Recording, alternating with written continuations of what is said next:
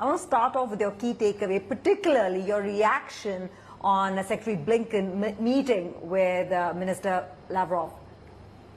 Well, I know they talk, but I don't know, I suppose, what they talk about. They maintained their hard lines, but there was an exchange of words. Do you think this was better than what happened in the Bali summit, where Minister Lavrov stormed out of the meeting? Well, Bali summit was not very nice from their part, his part, because he came, he spoke, he left. Mm-hmm. So from that perspective, you're saying there's been a slight improvement? From the point of view of communication, it was much better that he remains his stand in the room in order to listen to us. Yes, it was. What was your key takeaway from the G20 foreign ministers meeting? That there is a big divide, and that Russia will continue the war. That's the pity. The Indian presidency has done a big effort in order to reach an agreement for a common statement. It was not possible in Bali, and it was not possible here. Yeah. I believe that the European Union is drawing up plans for a new sanctions package against Russia. I wonder what areas would you look to target? There is some talk about targeting Russian military hardware and technology. We have already done a lot of sanctions to the technological sector. Russia is very much dependent on our technology, and we have been cutting all supplies of technology to Russia. It's already 10 packages. We are looking if there is someone else that can be sanctioned, and sanction means forbidden exports.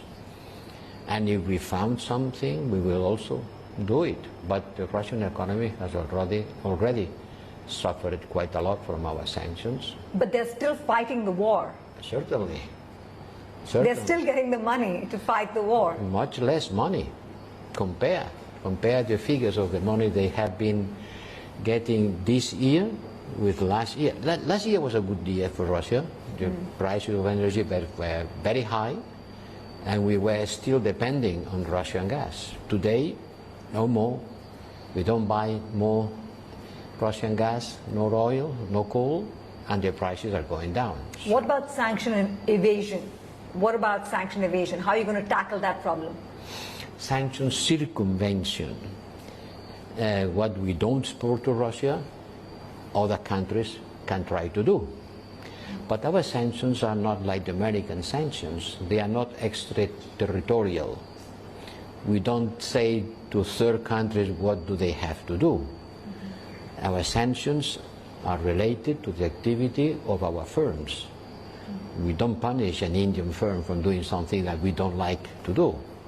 So we try to avoid circumvention, but we respect sovereignty of the others. Reuters is reporting that the U.S. is trying to figure out whether their intelligence, the U.S. intelligence is trying to figure out whether they can find enough evidence against China supporting Russia militarily in this war.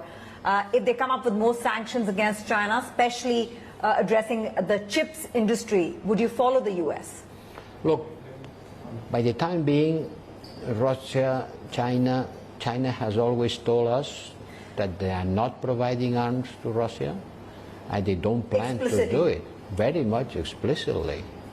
Wang Yi, the foreign affairs counselor, former minister, and in New York, clearly stated that China is not providing, is not planning to provide. But certainly we have to remain vigilant. But what if the U.S. tells you that they are providing military aid? Well, do you find yourself stuck in the middle? By the time being, it hasn't happened.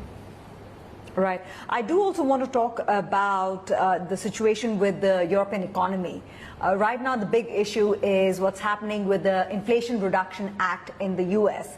and protectionist policies, the race to the bottom in terms of driving investments. I was reading up on CNBC.com on how not just Tesla, but companies like Volkswagen are reviewing their Europe investments in the back of the IRA.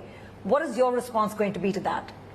Yes, we are certainly very much worried because this Inflation Reduction Act has to do a lot with something that not related explicitly with inflation, but with subsidies.